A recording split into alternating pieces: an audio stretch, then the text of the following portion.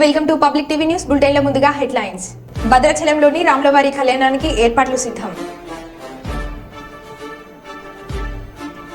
రాజన్న సిరిసిల్ల జిల్లాలో నేరాల నియంత్రణకి community contract programme నిర్వహించిన పోలీసులు.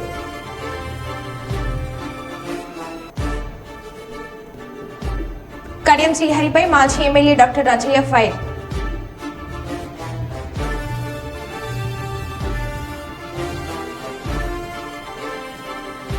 ఎల్కతుర్తి మండల కేంద్రంలోని ఓ హోటల్లో లంచం తీసుకుంటూ ఏసీబీకి పట్టుబడ్డ Huzurabad RTC depot manager Srikanth.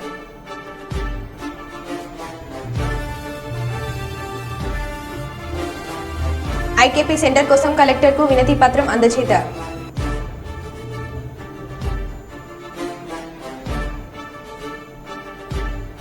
రెండవ బ్రిడ్జి ప్రారంభం చేసిన భద్రాద్రి కొత్తగూడెం జిల్లా కలెక్టర్. 1,00,000 ఓట్ల మెజార్టీతో వంశీకృష్ణను గెలిపించాలి, నల్లాల ఉదయలు.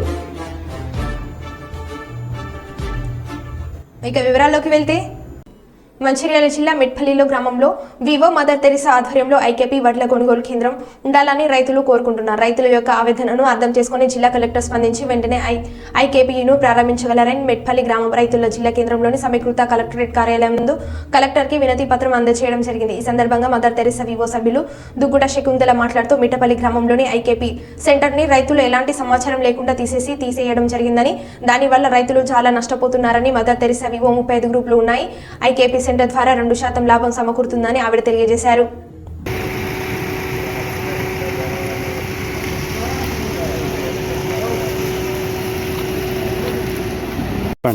నా పేరు దుగ్గుట శకుంతల, మాది విలేజ్ మెట్టపల్లి కన్నెపల్లి మండలము. మాకు ఐకేపీ సెంటర్ ఉండే, మాకు రైతులకు ఎలాంటి ఇన్ఫర్మేషన్ లేకుండా మా ఐకేపీ సెంటర్ను అక్కడి నుండి తీసేసినామంటున్నారు.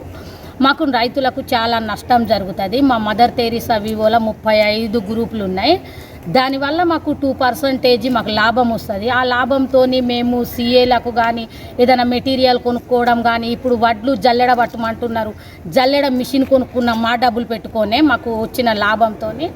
ఇప్పుడు వాళ్ళు ఎత్తేయడం వల్ల ఇది ప్రైవేట్కి వెళ్ళిపోతుంది. ఏం లాభం వస్తుందో మా విలేజ్ బాగుపడది, మా ఐకేపీ సెంటరు బాగుపడది. మా రైతులకు ఇప్పుడు ప్రైవేట్ అతను ఏంటంటే ఒక 50-60 లారీలు కొనుక్కుంటాడు, వెళ్ళిపోతాడు, మిగతా ధాన్యం అతనికి అవసరం ఉండదు. మేము చాలా నష్టపోతాం. అక్కడ మాకు 3,500 హెక్టార్ల పొలాలు ఉన్నాయి. మాకు చాలా పెద్ద మొత్తంలో మాకు వడ్లు వస్తాయి. ఐకేపీ సెంటర్ తీసేయడం వల్ల ఇప్పుడు మా గ్రూపులు లాస్ అవుతాయి, మా మదర్ తెరిసా వివో లాస్ అయిపోద్ది. దయచేసి అధికారులు స్పందించి మా వివో మాకు మా సెంటర్ మాకు కావాలి అని ప్రభుత్వాన్ని కానీ కలెక్టర్ సార్ కానీ జిల్లా కలెక్టర్ గారిని మేము వేడుకుంటున్నాము. వినతి పత్రం ఇచ్చినాం కలెక్టర్ సార్ గారికి, సానుకూలంగా స్పందించిండ్రు సారు. చెప్తామమ్మ మీది మీకు ఇంతకుముందు ఉంటే యథావిధిగా మీది మీకు ఇస్తామంటున్నారు. మాకు ఇప్పుడు ఊర్లో కూడా సార్ మాకేందంటే పొలిటికల్ ఉంది, మేము వెళ్ళి చెప్పుకుంటున్నాం రైతులము, మా సెంటర్ లేదాట అని చెప్పుకుంటే ఎవ్వరు స్పందించట్లేదు. ఊర్లో పెద్దవాళ్ళు ఎవరు స్పందించట్లేదని ఓన్గా మా డబ్బులు మేము అందరం పెట్టుకొని మేము ఒక 30 మంది రైతులు ఈరోజు పొద్దున 10కి వచ్చినాం. ఇప్పటి వరకు ఇక్కడ ఉన్నాం. మా బాధ అర్థం చేసుకొని మా సెంటర్ మాకు తిరిగి ఇవ్వాలి అని కోరుకుంటున్నాం కలెక్టర్ గారిని. మెట్పల్లి గ్రామం కన్నెపల్లి మండలం. మెట్పల్లిలోనే ఐకేపీ సెంటరు గత 20 సంవత్సరాలుగా నడుస్తూనే వస్తుంది. నడవడంతో ఐకేపీ సెంటర్ని ఇప్పుడు రద్దు చేసినామని ఫస్ట్ లిస్ట్లో పేరు లేదు కాబట్టి, మళ్ళీ మా ఐకేపీ సెంటర్ ఫస్ట్ లిస్ట్లో లేదు కాబట్టి మా ఐకేపీ సెంటర్ మాకు కావాలని చెప్పి మేమంతా రైతులం జిల్లా కలెక్టర్ గారిని కలవడానికి వచ్చినాం. కలెక్టర్ గారు స్పందించి సరే మీకు లేదు కాబట్టి మళ్ళీ మీకు ఐకేపీ సెంటర్ని ఇవ్వగలను అని చెప్పేసి మాకు హామీ ఇచ్చారు. మాకు వడ్ల కొనుగోలు కేంద్రం రైతులకు చాలా లాభంతో ఉన్నది. ఇది సంఘాలకు సంబంధించింది కాబట్టి మేము ఆ సంఘాల ద్వారా వచ్చిన లాభాలతోటి మిషన్ ఎత్తుకున్నాను, కుర్చీలు కొనుక్కున్నాం, కొన్ని సామాగ్రిలు సమకూర్చుకున్నాం కాబట్టి మాకు ఐకేపీ సెంటరే ఉండాలని చెప్పి మేము కోరుకుంటున్నాం. భద్రాద్రి కొత్తగూడెం జిల్లా బూర్గంపాడు మండలం సారపాక భద్రాచలం మధ్యలో నిర్వహిస్తున్నటువంటి ప్రారంభోత్సవం చేసిన జిల్లా కలెక్టర్ ప్రియాంకాల. భద్రాచలం నుంచి సారపాకకు పాత బ్రిడ్జ్ నుంచి రాకపోకలు నేటి నుంచి ప్రారంభం అయ్యాయి.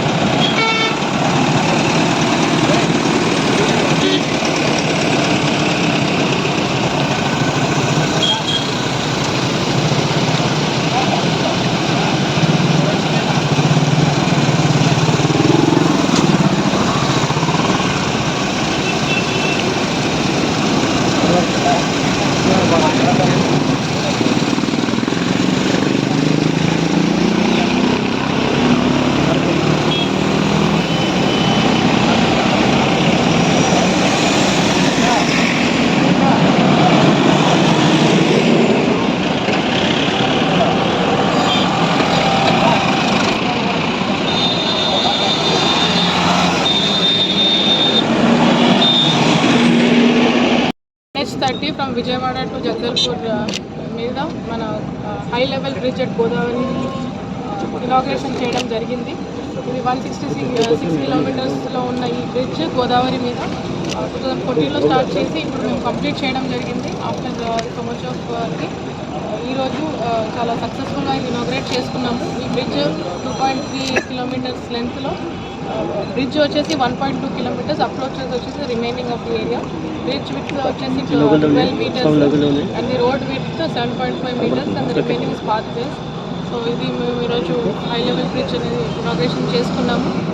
ఏదైతే మనకి ఈరోజు ఇప్పుడు 17th 18th రోజు ఉండే శ్రీరామనవమి ఉత్సవాల కోసం వచ్చే మోర్ ట్రాఫిక్, మోర్ వెహికల్స్ కోసం ఇది చాలా ఫాస్ట్గా ఇది 2-3 మంత్స్లో మేము కంప్లీట్ చేసుకొని సరిగ్గా శ్రీరామనవమి కోసం ఇది ఈరోజు ఇనాగ్రేట్ చేసుకొని వచ్చే డివోటీస్కి కానీ వచ్చే మిగతా జిల్లాల నుంచి, మిగతా ప్రదేశాల నుంచి వచ్చే ప్రజలకి ఏమీ అసౌకర్యం కలగకుండా ఈ బ్రిడ్జ్ని ఈరోజు జనాల కోసం ఇనాగ్రేట్ చేయడం జరిగింది. వరంగల్ ఉమ్మడి జిల్లా ఏజెన్సీలో హై అలర్ట్. మావోయిస్టుల బంద్ నేపథ్యంలో హై అలర్ట్ ప్రకటించిన వెంకటపురం సర్కిల్ పోలీసులు తెలంగాణ ఛత్తీస్గఢ్ జాతీయ ప్రధాన రహదారిపై మరియు భద్రాచలం వెంకటపురం జాతీయ రహదారిపై పోలీసులు మెగా వేశారు. బృందాలతో రహదారికి ఇరువైపులా తనిఖీలు చేస్తూ రహదారిపై వెళ్లే వాహనాలు ఉమ్మడిగా తనిఖీలు చేస్తూ అనుమానితుల వద్ద వివరాలు సేకరిస్తున్న పోలీసులు ఏజెన్సీలో దండకారణ్య గిరిజన గ్రామాలపై డేగగన్నుతో నీకే వ్యవస్థను పటిష్టం చేశారు. గోదావరి పెర్రి పాయింట్ వద్ద నిగునేత్రంలో క్షుణ్ణంగా పరిశీలించారు. ఇప్పటికే హిట్ లిస్టులో ఉన్న రాజకీయ నాయకులను సురక్షా ప్రాంతాలకు వెళ్లాలని పోలీసులు సూచించారు. వెంకటపురం వాచేల్ మండలాల్లోని పనులు నిర్వహిస్తున్న ప్రొక్లైన్లు మరియు వారి వాహనాలను పోలీస్ స్టేషన్ కి తరలించారు. ఎలాంటి అవాంఛనీయ సంఘటనలు జరగకుండా పోలీసులు కట్టుదిట్టమైన భద్రత ఏర్పాటు చేశారు.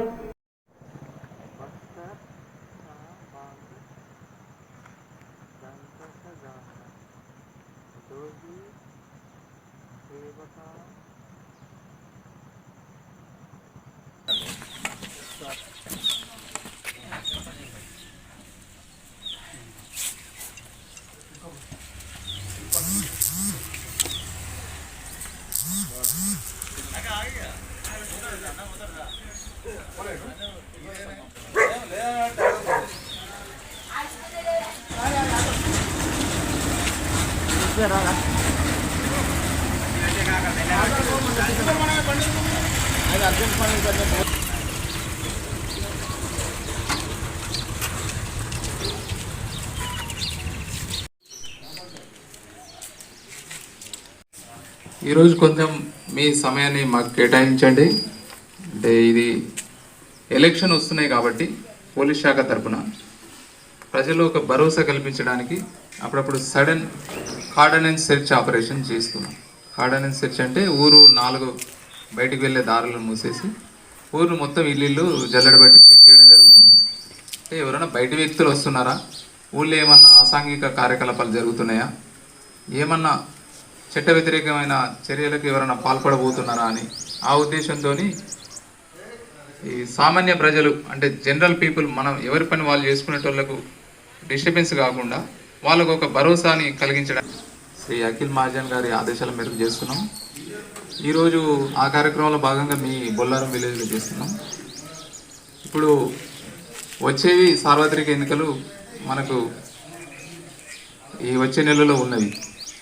దాంట్లో ఎలాంటి శాంతి భద్రతలకు విఘాతం కలగకుండా మీరంతా ఎన్నికలకు మాకు సహకరించాలని,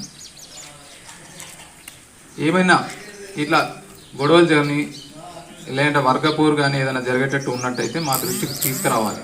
మీరు ముందు తీసుకొస్తే మేము ఏదైనా కౌన్సిలింగ్ చేసి ఇట్లా బాగుండదు, ఇట్లయితే కేసులు అవుతాయి అని చెప్పి పీస్ఫుల్ ఎలక్షన్ అనేది జరగడానికి మేము కొన్ని చర్యలు తీసుకోవడం జరుగుతుంది.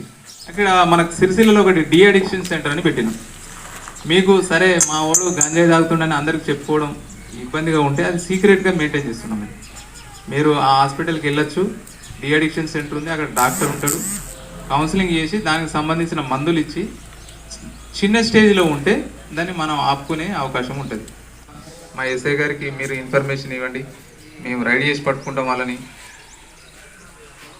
ఈ గాంజాయి అనేది సమాజంలో ఎక్కువైంది కాబట్టి దానికి నిర్మూలించాలంటే అందరి అన్ని వేళలా అందుబాటులో ఉండలేకపోవచ్చు, మాకు అంత ఫోర్స్ లేదు.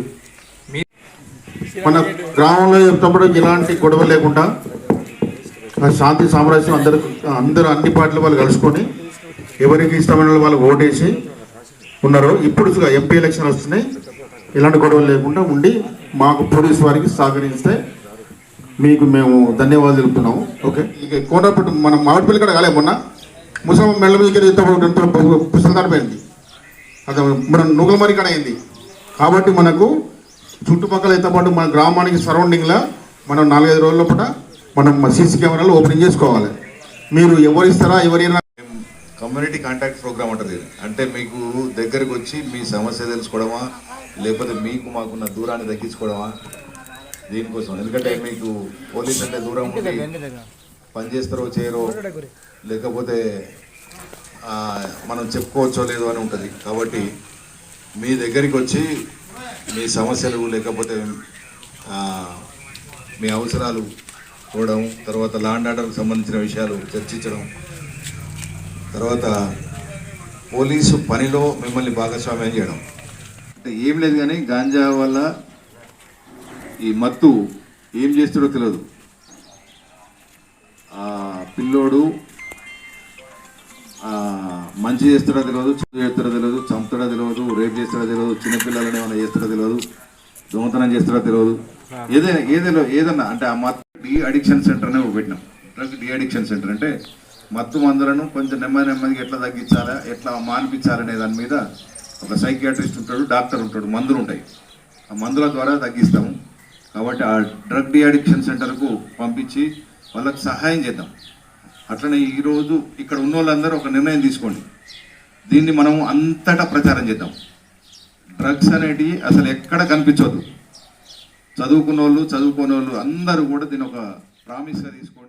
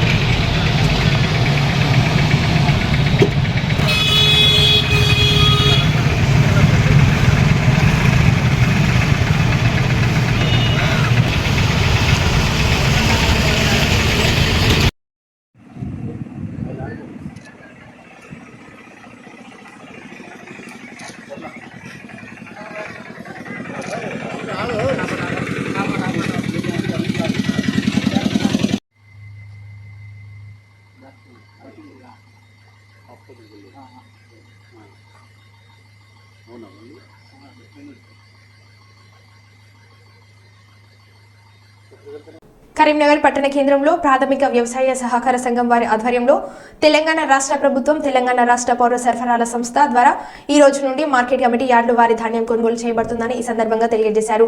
మార్కెట్ కమిటీ కరీంనగర్ అధికార రైతులు అమ్మే ధాన్యం తూకం చేయడం కోసం కొత్త పరికరాలు తీసుకువచ్చి రిబ్బన్ కట్ చేసి కొబ్బరికాయలు కొట్టి పూజ చేశారు. వ్యవసాయ అధికారులు జారీ చేసిన టోకెన్ గల రైతుల ధాన్యం మాత్రమే కొనుగోలు చేయబడునని తెలియజేశారు. నాణ్యత పరిణామాలను అనుసరించి వారి ధాన్యమును ఎండబెట్టి పూర్తిగా శుభ్రపరిచి తీసుకురావాలని రైతులకు కనీస మద్దతు ధర పొందవలసిందిగా విజ్ఞప్తి చేశారు.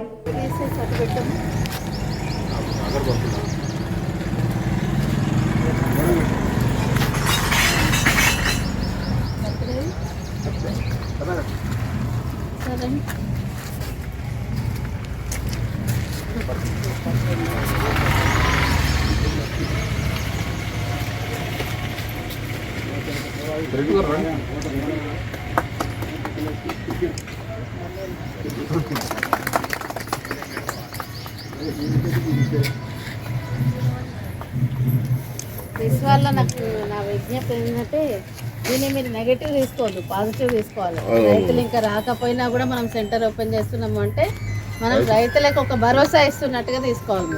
మీరు మనం రెడీగా ఉన్నాము అనేది ఒకటి మీరు ఇదే వాయిస్ చెప్తున్నాను. వీఆర్ రెడీ, మనం అన్నిటితోని సిద్ధంగా ఉన్నాము. ఎప్పుడు వచ్చినా కూడా వాళ్ళకి మనము సేవలు అందించడానికి సిద్ధంగా ఉన్నాం అనేది రైతులకు ఒక మెసేజ్ ఇది.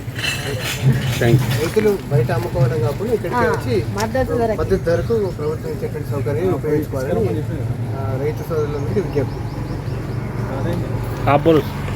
అంటే పిహెచ్ఎస్ ప్యాడీ సెంటర్ ఖచ్చితంగా రైతులందరూ వినియోగించుకొని తక్కువ ధరకు దళారులకు అమ్ముకొని మోసపోకుండా నేరుగా ప్యాడీ ప్రొక్యూర్మెంట్ సెంటర్ కరీంనగర్ వ్యవసాయ మార్కెట్ తీసుకొచ్చి మద్దతు ధర పొందవలసిందిగా రైతులకు విజ్ఞప్తి చేస్తున్నాం. బయట అమ్మితే వాళ్ళకి ఇంకొకటి ఏంటంటే ఈ తూకాలలో కూడా మోసం జరుగుతుంది. బయట అమ్ముకుంటే రైతులకి తూకాల దగ్గర, ఎందుకంటే అవి ఎలా ఉంటాయో కాంటాలు అవి స్టాంపింగ్ ఉంటాయో ఉండవు మనకు తెలియదు. డబ్బులు కూడా ఒక్కోసారి దళారులు డబ్బులు ఇవ్వకుండా మోసం చేసిన పరిస్థితులు కూడా చాలా చూస్తున్నాం మనం. కాబట్టి రైతులు ఎట్టి పరిస్థితుల్లో కూడా అక్కడ బయట దళారులకు అమ్ముకోకుండా మార్కెట్ యార్డ్కి అంటే మంచి ఆరబెట్టిన ధాన్యం తీసుకురావాలని కోరుకుంటున్నాను. ఊరికే కళ్ళల్లోంచి పచ్చిది తీసుకొచ్చి వెంటనే అమ్మాలని అనుకోవద్దు. ఆరబెట్టాలి, ఆరబెట్టుకొని అమ్మితే మద్దతు ధర వస్తుంది. కాబట్టి రైతులు ఇట్లాంటి సూచనలు పాటించి కనీస మద్దతు ధర పొందాలని విజ్ఞప్తి.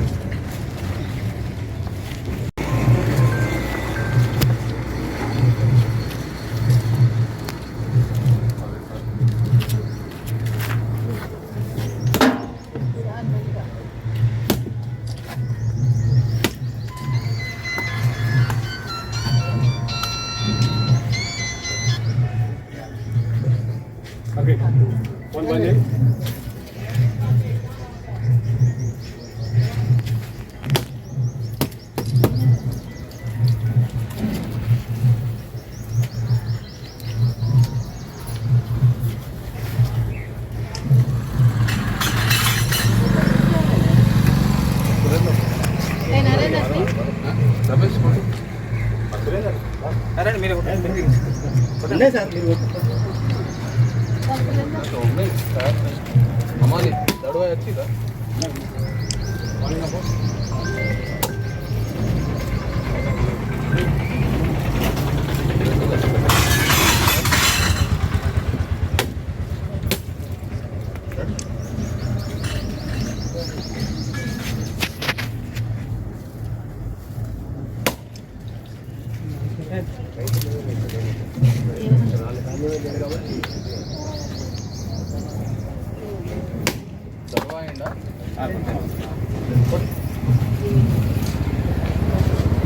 మీడియా ప్రెస్ వాళ్ళం ఎలక్ట్రానిక్ మీడియా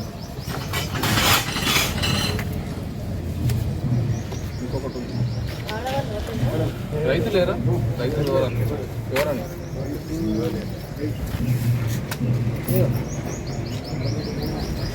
సాటా కాడం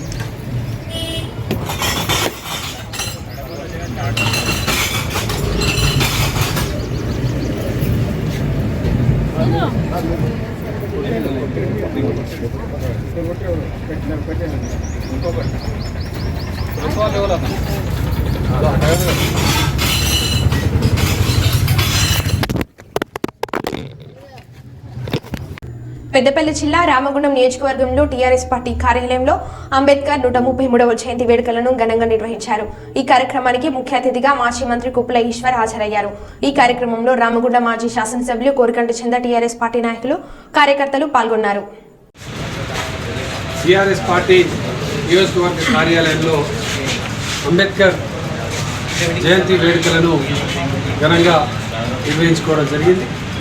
ఈ యొక్క కార్యక్రమానికి ముఖ్య అతిథిగా గౌరవనీయులు టీఆర్ఎస్ పార్టీ పార్లమెంట్ అభ్యర్థి కుప్పల ఈశ్వరన్న గారు హాజరు కావడం జరిగింది. అదేవిధంగా తెలంగాణ బొగ్గుగని కార్మిక సంఘం నాయకులు మిర్యాల రాజిరెడ్డి గారు, అదేవిధంగా గౌరవ ప్రజాప్రతినిధులు, ముఖ్య నాయకులు చాలామంది ఈ యొక్క వేడుకలలో పాల్గొని ఈ యొక్క కార్యక్రమంలో పాల్గొన్నందుకు ప్రతి ఒక్కరికి కూడా పేరు పేరున హృదయపూర్వకమైనటువంటి కృతజ్ఞతలు తెలియజేస్తూ ఈరోజు ప్రపంచమంతా కూడా పండుగ జరుపుకుంటున్నటువంటి ఈ యొక్క సందర్భం, భారతదేశంలో ఉన్నటువంటి దళిత అణగారిన వర్గాలన్నీ కూడా పండుగ జరుపుకుంటున్నటువంటి సందర్భం.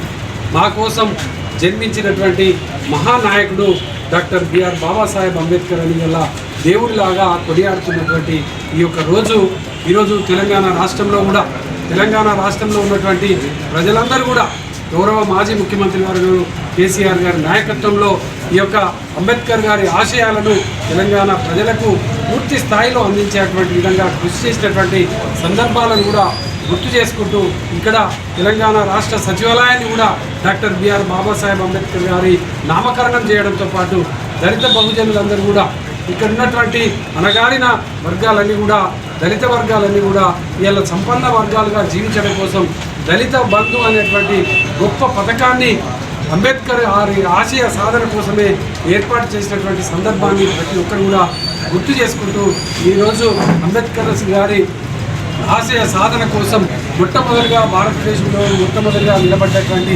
ఏకైక ముఖ్యమంత్రి మన కేసీఆర్ గారని గుర్తు చేసుకుంటూ ఇలా జయంతి వేడుకలలో ప్రతి ఒక్కరు కూడా పాల్గొనడం జరుగుతూ ఉన్నది.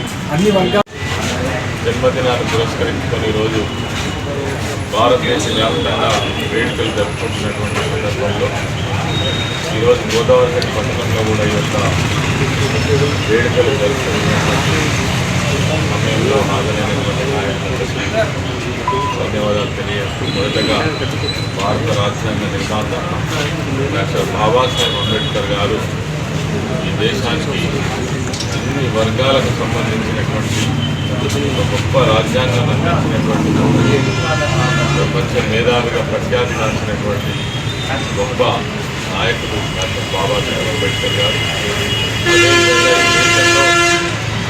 కుల వ్యవస్థకు వ్యతిరేకంగా అదేవిధంగా మనుషులుగా కూడా చూడనటువంటి ఈ సమాజంలో కారిన వర్గాల కోసం మరి ప్రత్యేకమైనటువంటి హక్కులను కల్పించినటువంటి అన్ని వర్గాల హక్కులను కాపాడే విధంగా రాజ్యాంగాన్ని కల్పించినటువంటి నాయకులే డాక్టర్ బాబాసాహెబ్ అంబేద్కర్ గారు. ఈరోజు మనం చూసినట్టయితే ఒక దళిత వర్గాలే కాదు, బీసీలు కావచ్చు, ఎస్టీలు కావచ్చు, మహిళల కోసం కావచ్చు, అదేవిధంగా పిల్లలకు సంబంధించినటువంటి కావచ్చు, స్టూడెంట్స్కి సంబంధించినటువంటి కావచ్చు, మైనారిటీ హక్కుల కోసం కావచ్చు, రాజ్యాంగంలో అందరి హక్కుల యొక్క పరిరక్షణ కోసం మానవాళికి మొత్తానికే మరి సంరక్షణగా ఉండాలనేటువంటి గొప్ప రాజ్యాంగాన్ని అందించినటువంటి మహనీయులు డాక్టర్ బాబాసాహెబ్ అంబేద్కర్ గారు. వారి యొక్క చరిత్ర ఈ భారతదేశం ఉన్నంత కాలం వారు రచించినటువంటి ఈ రాజ్యాంగం ఈ భారతదేశం ఉన్నంత కాలం కొనసాగాలని ఆశిస్తూ అదేవిధంగా రాజ్యాంగాన్ని మార్చేస్తాం. అదేవిధంగా ఇప్పుడు ఏవైతే రిజర్వేషన్స్ అమలై అన్ని వర్గాలు బహుజనులందరూ కూడా ఒక శాఖలతో ఈ దేశంలో అన్ని హక్కులు పొందుతున్నట్టు సాగుతున్నారు. వారి యొక్క హక్కులకు భంగం కలిగిస్తాం. కాలరాత్రి 172 IPL Indian Premier League cricket ప్రారంభమైన సందర్భంగా జయశంకర్ భూపాల్పల్లి జిల్లా కాటారం గిరిజన గురుకుల కళాశాల చిత్రకళ ఉపాధ్యాయుడు సూక్ష్మ కళాకారుడు ఆడేపు రజనీకాంత్ 3.5 సెంటీమీటర్ల ఎత్తు వెడల్పుతో 1.5 సెంటీమీటర్ల IPL నమూనాను సుమారు 4 గంటల పాటు శ్రమించి గుండు పిన్ను సహాయంతో చెక్కి తయారు చేశాడు. అదేవిధంగా చైనా మట్టిలో 3.2 సెంటీమీటర్ల ఎత్తు 2 సెంటీమీటర్ల వెడల్పుతో సుమారు 3 గంటల పాటు శ్రమించి క్లే స్క్లాచరింగ్ ఆట ద్వారా తయారు చేసే క్రికెట్ అభిమానుల మన్నలను పొందాడు. చిన్న సైజులో క్రికెట్ కప్ను తీర్చిదిద్దినందుకు కళాశాల principal JK Buchaiah, vice principal H రాజేందర్లు మరియు కళాశాల అధ్యాపకులు, ఉపాధ్యాయులు, ఉపాధ్యాయునిలు అభినందనలు తెలిపారు.